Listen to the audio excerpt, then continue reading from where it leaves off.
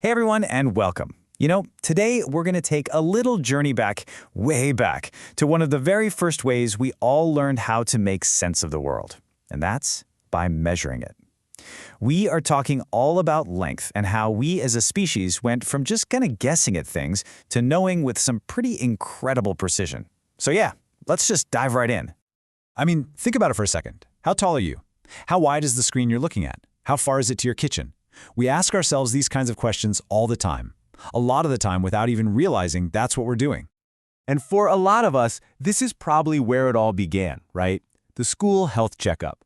Standing up straight against a wall while a ruler or a measuring tape tells you exactly how much you've grown. It's this super universal experience of being measured, of having your size put into actual numbers for maybe the very first time.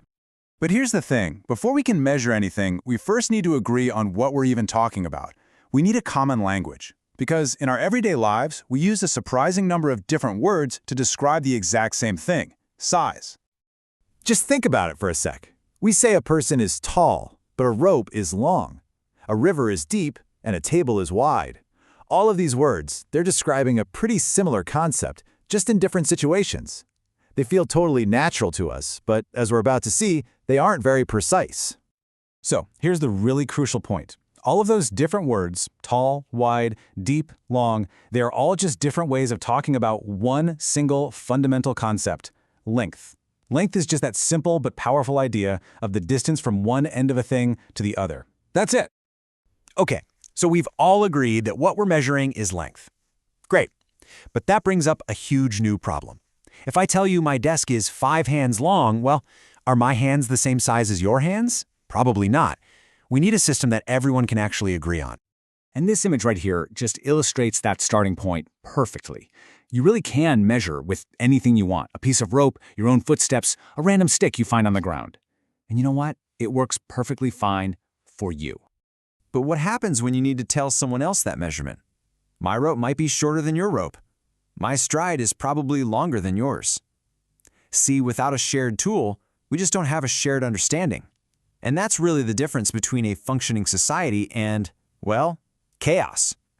You can't build a massive cathedral or trade spices across continents or design a tiny circuit board if my inch is different from your inch. So the solution is actually pretty simple in concept, but totally revolutionary in practice. What we need is a standard, a single unit of measurement that means the exact same thing to everyone, everywhere, every time. And that standard unit of length that most of the world agreed on is the meter. It's our shared foundation. When I say something is 1 meter long here, it means the exact same thing as 1 meter in Tokyo or in Cairo. It's what allows for global collaboration on a massive scale. Now, the meter is fantastic for measuring big things like a room or the height of a doorway. But what about all the smaller things in our world? What happens when we need to get a little more precise? Well, we have to zoom in. Right, exactly. Trying to measure a little pencil eraser with a giant 1 meter long stick would be pretty awkward and definitely not very accurate. So we need a smaller unit, a way to zoom in on all the little details. And that is where the centimeter comes in. And the system is just beautifully logical. You take 1 meter and you just divide it into 100 equal parts. Every single one of those parts is 1 centimeter.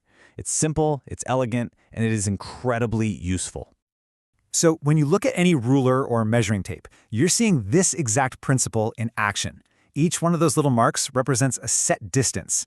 So on this ruler here, the length of each of those red bars is exactly 1 centimeter.